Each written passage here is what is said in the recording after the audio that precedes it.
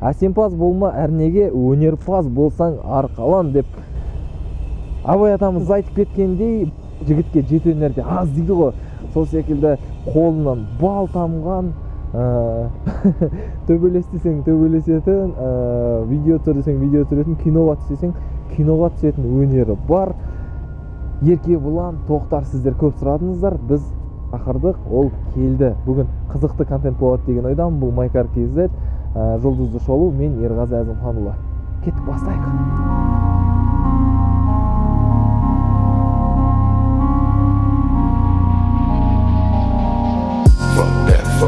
Fuck you.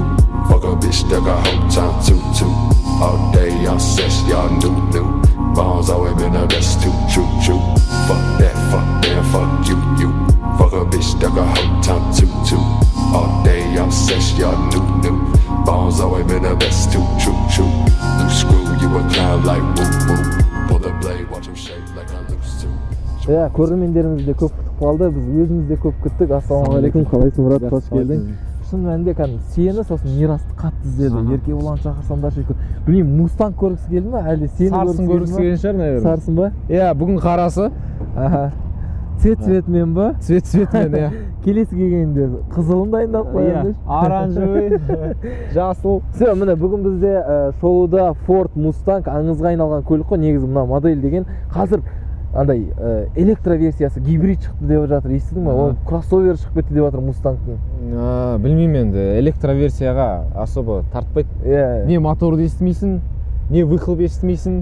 Моторды естімейсің дегенге американецтер андай соның шешімін тауыпты. Ана Dodge бар ғой, Charger. Dodge Charger мен Challenger'дың электроверсиясын шығарып, сыртына андай колонкаларға қойған ба, оталдырған кезде как будто андай мотор отаға сияқты. Все, тізгін өзінде Ерке Бұлан. Қош келдің, Mustang танысуға дайынбыз.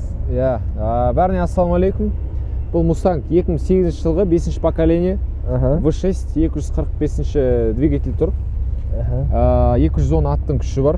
Енді тартысы 210 ат жете ма мына машинаға? Маған жетеді. Мына машинаға білмеймін енді, маған жетеді қалаға. Самое то, иә. Бірақ енді білмеймін, мотоцикл мініп жүргенде де 60-пен жүретін. Жететін сияқты көрінетін 60-80-мен. Биыл 150-160-пен жүремін мотоциклмен. Келесі жыл мынанда движогын ауыстыратын сияқтымын. Моторын ба? Қандай мотор салған жатсың? 5-4 салат. Бұның негізі зауыттан қандай көлемді моторлар шығады негізі қозғалтқышта? 4 шығады. 3-8? Жоқ, 4-тен басталады. 4-тен басталма? 4-те 6 бар. 5-те 4 бар. И, по-моему, 5-те 8 бар или жоқ, точно білмеймін. 5-те 4. 5-те 7 бар, кажется. Да, 5-те 7 болса 5-те 7. Максимум қойғың келіп жатыр. Ванусы бар шығар, может, деп. BMW айтып кетсек. Негізі, маған Мустангтардың қазір ғана 2019 жылғысы бар ғой, мында бүйтіп 3 жылғы бар. Сонымен осы ұнайды. Неге десеңіздер, мына фарланған қалай решетканың ішіне кіргізіп, әдемі жасалған, иә? Бір осы Мустангтың осы түрінде андай бір не бар сияқты, андай бір деріз бар ғой, дикіс бар сияқты. Иә. Негізі мен негізі қазір ол Мустангты алуға қаражатым жетеді, бірақ алғым келмейді ол Мустангты. Білмеймін, маған ескілеу машиналар ұнайды негізі. Мынаның темірі, ауыр есігі, кәдімгі есігі ауыр, нағыз еркектерский машина, парктроника жоқ, камерасы жоқ. Қазір салонға кірген кезде бір осы еркектерский дегенге келетін сипаты, ана ішіндегі заттар, декор элементтерін бәрілғандай үлкен грубый жасалған ғой. Грубый жасалған, иә, нағыз солай. Өзіме осындай ұнайды. Басқалардың ойлары басқаша болады шығар. Сосын не айтуға болады? Выхлоп ауысқан. Выхлоп ауысқан? Қандай выхлоп ауысқан? Так, бір популярный выхлоп тұр, мен білмеймін оны. Шынында айта салайын, көрермендер маған дейін ауысты, бірақ дауысы өте керемет. Маркасын деп қойса? Иә, сондай бір нәрсе. Қымбат бір нәрсе деп айтсың. Қаншаға жасаттың? Так, қателеспесем 400 000 теңгеге жасатқан. 400 000 теңге тек выхлопты, иә? Просто выхлоптың өзін. Мен негізі Ерке Бұлан келген кезде әңгімеден әңгіме шығып, қанша салдың жалпы мына көлікке деген кезде миллионнан аса салып тастадым дедің, иә? Иә. Неге салдың, не кетті айтып берші бізге. По ходовке идеал болып тұр. Ходовкасы, двигатель идеал. Бір несі, оған уақыт керек енді. Проводкасын ауыстыру керек. Капотты ашып жіберейік, сразу сол туралы айта кетейік та. Міне, ақша салған адам екені көрініп тұр, бірден капотын қалай ашылатынын жылдам. Бізде неше түрлі қонақтар келеді да. Капотын аш десең, Жәнібек келіп мен бір кезде жататындар болады. Капотын ашып, мынаның ішінде екен ғой деп тұратындар болады. Капот мен ояна салып сразу ашам ғой.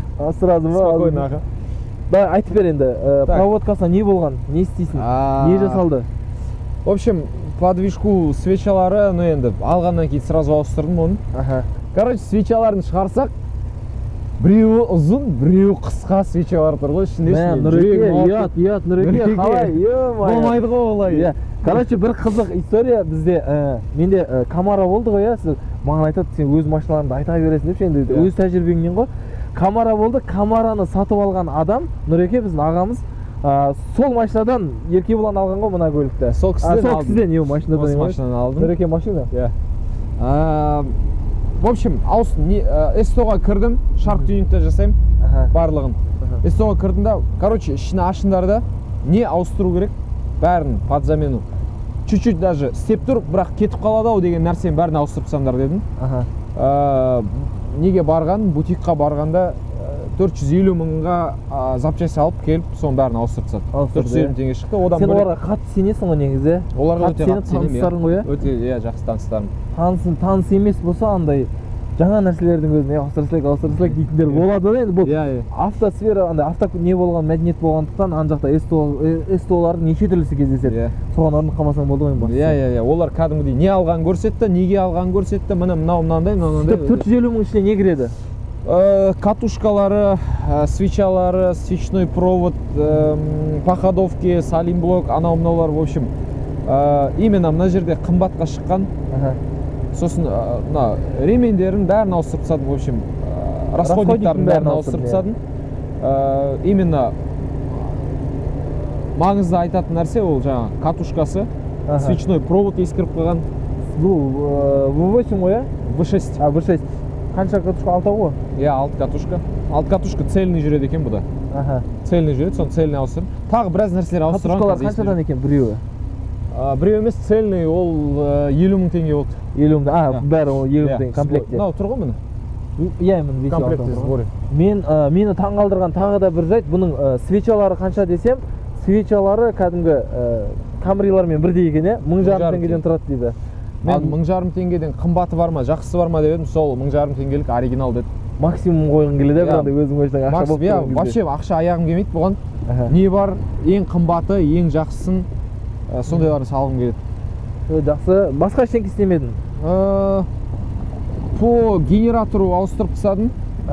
Диодтары күйген. Генераторын өзі алып? Соның бәрін жөндеттім, в общем, бір 60 ба, 70 ба теңге шықты. Сосын аккумуляторын сразу ауыстырып тастадым. Жақсы аккумулятор салдым. Болды вроде подвижку, коробкасы бәрі идеал деді. Коробкасын тексерді, майын қарады, бәрі ровный болып тұр. Сосын СТО-ға кірген кезде шарктағы жігіттер мына машинаны қарады. Мен тастап кетіп қалдым. Сосын бір 3-4 сағаттан кейін аудио жазып жіберді маған. Мына машинаның состояниесі вообще идеал екен деді. Жаңағын ауыстырсаң, полный вообще идеал болады. Сүйектердің бәрі целый, не битый, ДТП-да болмаған. Енді крашеный жерлері бар, конечно. Бірақ ДТП-да болмаған, мынау сүйектердің бәрі целый, ровный деді бұл машинаның. Сондықтан мен бұл машинаға қатты құлап қалдым. Арғымақ десең, арғымақ дейсің ғой. Иә. Енді қазір сені мазалап тұрған, болашақта жасалу керек, ол полный несіздердің электрикасының тоқтары. Электр проводкаларын ауыстыру керек, ескіріп қалған, иә. Тоқтары, Еркебұланы. Проводкасын ауыстыру керек. Ол бір ай уақыт алады, просто бір ай уақыт жоқ менде сол съемкаға кеткен кезде, бір айға кетем, басқа елге. Сол кезде жігіттерге тастап кетем. Солар өздері жасайды. Сосын пленка қаптайын деп жатырмын. Давай, сыртын жауып жібере салсын ба? Осылай тастайсың. Міне, осындай нәрсе ұнап тұр ғой. Тастай салсын. Бүйтіп ана жүрмейсің ба? 2 сағат өтіп бүйтіп жауып. Бас ондай жоқ, тастай саласың. Проводкасын ауыстыру 300 мың теңге деді, не? Иә, 300 мың теңге, Алла қаласа, жұмысымен, проводтарымен барлығын ашып, қарап, бәрін ауыстыратын нәрсесін бәрін ауыстырып. Чекті мен ұзақ іздедім. Чек не үшін жанып тұрған? Лямбдасын бәрін ауыстырдым. Компьютер көрсетпеді ма? Компьютер лямбда деп көрсетті. Оның бәрін ауыстырып тастадым. В общем, істейтін нәрсе бәрін істеп тастадық. Бірақ сонда да өшпейді. И сөйтсем проводкадан екен. Проводкасын ауыстырсақ, енді несі кетеді, ол бетон деді, чек кетеді. Енді чекта ол просто жанып тұр деді, проводкасын ауыстыру керек негізі. Бірақ бұлай жүре бересін деді, пока сол үшін мен қазір жүрім. Январьда полный ауыстырам. Пленка қаптаймын сыртынан. Қандай пленка? Қазір ойланып отырмын, изумруд, наверное, жасыл. Тиффани цвет па, жасылдың изумруды. Тиффани цвет. Тиффани. Дерзіс кетіп қалмай ма? Білмеймін, көреміз. Ұнаса қалдырам, ұнамаса ауыстыра бересің ғой уже. Айта кетейін, Еркебұланның инстаграм білесіңдер ғой, білмейтіндерге мына жерде отмет етіп кетеміз. Міндетті түрде бізде неше түрлі дизайнерлер бар, андай жігіттер андай бар ғой. Бірден сыртына жабысып, сенің фотосына үстінен цветтерді қойып, саған жіберсін, сен солардың все, күтем. Все, ары қарай. Дисктары қанша жиынды? 17. 17 өздік. 17-лік, родной. Родной, бір болты жоқ. Болт табылмай жатырмын. Алдында инстаграмға салғам осын, болты жоқ екен, таппай жатырмын дедім. Америкадан салып жіберейік деп жігіттер жазған. Соларға ответ бер, мен күтемін енді келгенше. Жібереміз деді ма? Жібереміз деді. Бұлардың бір қуантатын, бір өкінішке орайтын несі бар. Осы резбалары басқаша болады. Мен оны не үшін айттым қуантатын деп, өйткені ходовкасын істеп жаттық қой, мен линкін.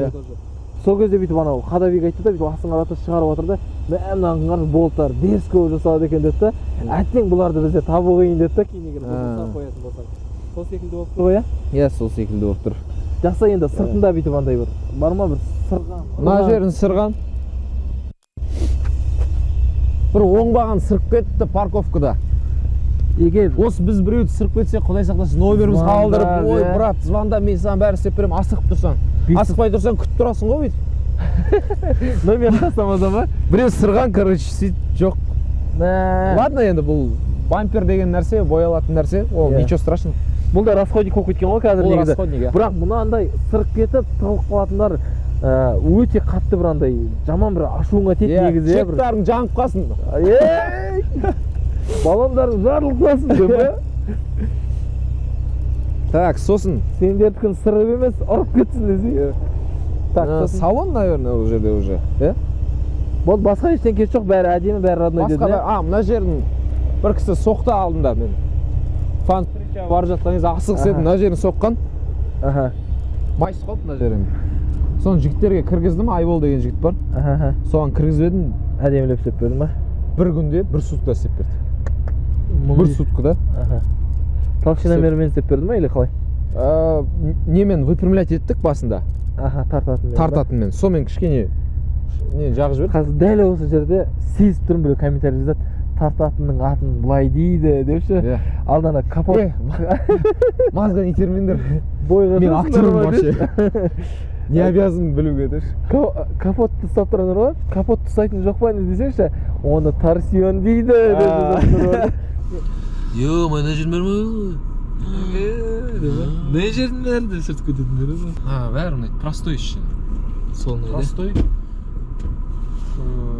Маған бәрі көрсетесің. Арты, бұның ең андай проблемный жері арты кішкентай. Адам сыймайды. Мен бұны адам тасимын деп алған жоқпын ғой, сол үшін нормально, өзім, чисто өзім. Бір досым бар еді, эгоистердің машинасы деп айтады. Иә, нағыз эгоистердің машинасы. Короче, Ерке, оказывается, бұл машинаны алар кезде бір машинаны сатып, кейін бұны алып, тәуекел етіп, одан кейін сол сатып жүрген машинаны орнына қою үшін әкесіне машина алып берген ғой, иә? Короче, мен папама ровер алып берген. Ровер 75-й 2001 жылғы 120 000 пробегпен родной краскада идеал второй хозяин сатқан кісі. А деген номермен тұрған, А013 деген жақсы номермен тұрған. Түрі әдемі, краскасы бәрі өзіңкі. Суретін жіберем ғой, қосасың ғой неге? Қосам.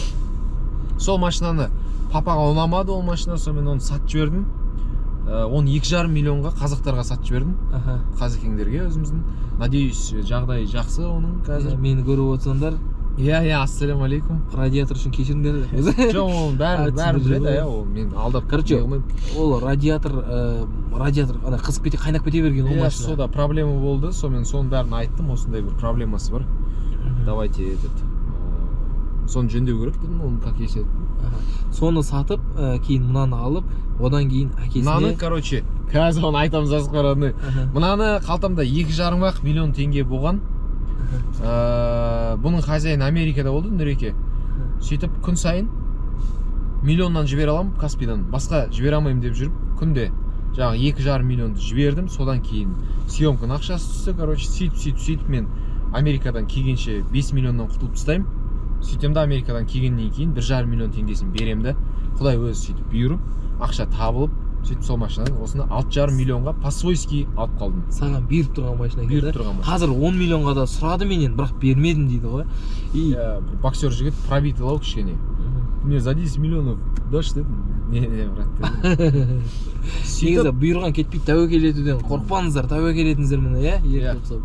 Сол мен оның папаға айтқам, мен папа сенің саған берген машинаның ақшасынан мен өзіме двухдверный машина алайын, купе. Сізге сәлден кейін алып берем деген. Сөйтіп 3 айдан кейін сентябрьде папаға алып бердім. Тоже сондай ситуация, 6 миллион теңгем бар қалтамда. Папаға айтқам, бір машина қараш деп. Сөйтіп ұнамады енді 6 миллионға, ескіріп қойған машиналар. Сонымен Майкарға бардым да 6 миллион теңгені төледім да, бір Сонатаның рулына отырдым. 70-калар көрдің, шаршап қалған. Олар шаршап қалған. Сөйтіп Сонатаға келіп отырдым, новый екен көрініп тұр. Сыртқа шықтым да, бет-бетіп қарадым да. Ана неге айттым балаға. Мынаны берші дедім, короче. Капотын ішіне көрген жоқсың. Капот дүгін қараған жоқ. Кейін папа үйге барғаннан кейін капотын қарадым ба, запаскасы бар ма екен дейтім. Білмеймін, батя, мен бүйтіп қарадым да, алсам дедім. Сөйтіп 6 миллион төледім. Сосын 2 айда машинадан құтылып тастадым, 14 миллион. Рассрочка алды ма, 20-да 80-ге или қандай қалды? 20-да 80 ба, білмеймін, әйтеуір мен айттым 6 миллион теңге берем. Қалған кейін берем дедім да. Бір жыл бойы ішінге, негізі 2 айдың ішінге төлеген жоқсың вообще? 2 айда 2 рет төледім, болды сөйтіп құтылып тастадым. Сөйтіп құтылып тастадың ба? Жоғаны ай сайын төлейтін кредит, төлемей жүре беретін андай отсрочка деген. Отсрочкаға алған мен негізі. Бір жыл мен білмеймін ғой не болатынын. Бір жыл мазаламай тұрсын дедім да, бірақ 2 айда құтылып тастадым. Сіздер де дәл солай Майкарға барып, спокойно әкелеріңізге болсын, өздеріңізге болсын, ала аласыздар, ә? Иә. Давай. Машина жайлы, мынау нелер ұнайды маған? Диффузор, бүкіл элементтер, хром элементтері, бір дерзкий, домалақтың барлығы шандай. Қазіргі дисплейлар андай кішкене бір не көрінеді андай бір. Нежныйлау көрінеді андай дисплейлар. Маған мысалы 200-ка, 570 деген машиналар неге ұнамайды білесің бе? Білмеймін бір, не сияқты. Таза еркектерский машинаға ұқсамайды да. Кішкене бөлінеді. Прадик мысалы. Таза әйелдерский машина деп ойлаймын мен ше. Мен солай көрінеді. Прадик мініп алған. Примерно әйел келетір ау деп ойлаймын. Прадик кішкене әдемілеу бүйтіп. Жұмсақтау машина. Андай сатып, Lexus NX, RX, Hyundai Creta деген. Иә, сол ана. Әйеліме алып бердім деген сияқты машиналар. Мынау енді таза еркекше машина деп айтуға болады шығар. Маған ұнағаны несі ұнады? КПП-ны селектор. Иә, КПП. Прямо андай бір андай. Взлетаем деген ғой. Ракета ұқсап шайын жатқан сияқты. Самолеттарда болады ғой ана. Ордадан да. Иә. Сол сондай мультируль. Простой ғой, бәрі простой. Навороттың керегі жоқ. Bluetooth-ын тығып қоясың, музыканы қосып қоясың. Кнопканы басып отпай бұрай саласың деші, ана печкаларын қосатын болсаң бәрі бар. 2 сиыр аласың, біреуін базарға барып сатасың деген сияқты. Бәрі по-простому. Подогрев жоқтығы қыста қиындатпай ма кожаный салонға? Мен всегда қызуғанды жігіттім деші. Я даже внимание обращать етпеттім подогрев. Жылтып аласың, жүре бересің. Жоқ, негізі жағдайы өте жақсы екен. Мен қазір отырмын, бәрін қарап отырмын, сырылған жерлері, панельде андай американецтерде көбінесе трескаться етеді ғой не панель. Ешқандай нәрсесі жоқ екен онда, бәрі әдемі. Детейлингке кіргізіп номерін істеткен жоқсың, салонда өзі осындай ғой? Түгін істеген жоқ. Онда теріскей екен, состояниесі өте әдемі. Нұрекең білесің ғой, андай машинадан андай подсветкасы бар ғой. Мына жерінде ма? Бұл не емес па? Холодильник жылтатын. Ондай емес. Қызыл болса шай қойып қоясың, көк болса мұз қойып қоясың деген сияқты. Аяққа бәріне салон бәрі болды. Мынау родной несі подсветкасы. Осындай қойылмаған бұл родной аяқ. Оны жақсы екен. Подсветкасы бар. Сосын болды басқа деші. Басқа іште. 4 объемы. 4 объемы бар. 240 аттың күші бар. 210 ат. 210 аттың күші бар. 210 ат, 7 ешек. 7 ешек. Кодуктары бар бир экөөдө. Жо брат, кодуктар жок. Кодуктар өлүп калды. 210 ат 4 объемга аз эмес па бир? Аз. Аз го я? Неге калай ол? Ньютон метрлер аз ба? Билмейм, айтыр. Бирок маган калага жетет. Калай işte. Жаңағы Мерседестердин, 34-тердин наказын бергенде болот. Жете ма? Иә. Эми жеңил го көлүк, спокойно газ басканда урып барат жер. 100ге канча секундта барат? 100ге бармайды. Камералармен вообще бармайды. Вообще Калага 60га 60 триллер бар. 100ге, по-моему, 8 ба 7 секундта ма барат. барады. А 100 километрге канча литр бензин жейт? Мисалы 4 объемды Мустангка мингисе аткандар бар биздин көрмелердин арасында. 16-17 жейт. 16-17? Қазір 20 болған шығар қыстың күні қазір стоячий тұрасың. 16-17 20 литр. Мустангта бір проблема бар. Мустангтың бәрінде Кандай? багы жартылай ғана толады. Толық 65 литрді құю үшін сен бір 15 минут тұрасың. Отстреливать. Өзінің бір системасы бар екен аға. Трубкамен кете ма бір нәрсе. Мен оны недавно білдім, Шымкентке барып келем дегенде. Полный бак құйдым вроде бы. Меркеден өткен бензин бітіп қалды. Чё за фигня? Сөйтсем бұл нелердің Мустангтың өзінің системасы сондай екен. Жартылай ғана толады. Отстрелить еткен, оны отстрелить етіп отқан кезде байқамаған ба анау пистолет құятындар? Бұл толды деген ғой. Жібере салам. Бұл бірінші Толды деген, иә. Бірінші отстрелді. Еще наглый құятын болсаң сыртына құш жібереді. Шығып кетеді. Иә, шығып кетеді. Онысы жаман екен. Онсыз жаман, иә. Бірақ в целом жарты бакпен қалада жүре беруге болады. Тағы бүкіл вниманияларды өзіне аударып, ондай. Сарымен аударасың енді өзіңе. Иә. Енді құдай қаласа сен де пленка жабыстыратын болсаң, келесі жыл жазға ойлап тұрмын. Қыста дайындаймын. Пленка жабыстырамын. Жүк салғышы ашты. Бұларда кішкентай болады жүк салғышы, және де бір жүк салғышың қазір только кілтпен ашылады. Только кілтпен ашылады. Американец күте тұрайық. ішінде зат көп, короче. Таныстыр бізді. Так, мына боксеркам постоянно жатады. Боксеркам бар ішінде. Тренировкаға барғанда. Иә, мына перчаткам жатады. Мына жерде запасной киім. Мына жерде на всякий случай тоже постоянно запасной киім алып жүрем. Енді бұл не запасной? Спортивный ма? Спортивный не болғанға. Бір нәрсе болып Так, міне мен съемкада иногда қарным ашады. Енді тамақтан бөлек, мынау любой время жасай салатын тамақ қой. Кимчи, иә? Иә, постоянно алып жүрем. Зиян емес пе, сен сол спортсменсің ғой? Жоқ, мынау қымбаты жақсы. Қымбаты жақсы. Мынау керек, енді ана нені жегеннен кейін. Сосын басқа, в принципе, еш нәрсе жоқ. Енді осы лайфхакты блокноттарыңызға түртіп жүріңіздер десей. Так, туалетный бумага, мына полотенце всегда. На всякий. Міне мынау зат. Мынау алдында. Не ауыстырған генераторда ауысқан нәрселер мына жерде әлі жатыр. Ұстамайсың ба оны керек емес болса, істемейтін болса? Багажник реткі ашылады бізде. Бізде капот қана ашылады. Кейбір кісілер болады анандайшы, ана машинасын сатып жатады ғой. Мынаны ауыстырғам көрдің ба, мен ауыстырғам деп ана көрсетіп. Жоқ, мен бұны сатпаймын ғой мен. Жоқ, негізінде сондай адамдар бар ғой. Иә, сондай адамдар бар.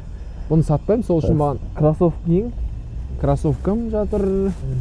Сосын бір сосын постоянно мен машинамда жататын нәрсе. О, міне. Любой жерде қалып кетуі мүмкін, тренировка кетіп қалуы мүмкін, съемкаға дейсіз? Жоқ.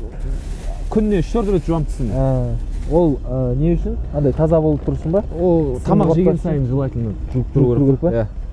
Мынада бір жақсы лайфхак екен, барлықтарыңыз. Біз просто сумен шаюға ерінеміз ғой, негізі тұрасында кетіп қаласың. Зато тісім қара? Всегда күле аласың. Так, болды в принципе бұл жақта. Астын көресің ба? Бәрі бар. Запаска, бәрі таблетка болып тұрған шығар? Иә, таблетка. Сосын, мынаны не екен білесің ғой? Ішінен ашасың. Көрермендерге айта кетейік, егер Америкада жүріп, біреудің басынан бұрып, багажнигінен салып, ол кейін кетіп баратқан кезде есін жинаған кезде мына нәрсені көріп, тартып кейін ішінен шыға алады. Help дейсің сосын. Айқайлап па? Иә. Так, болды да. Все жақсы. Негізі андай, мына көп емес, брат. Зат па? Біз, алдында сен көп дедің ғой, қазір ашардың алдындашы. Біз алдында түсірген адамдарда мұны жерге дейін, по горло деймін қалай? Мұны жерге дейін толып тұрады. Сөйтіп тұрады.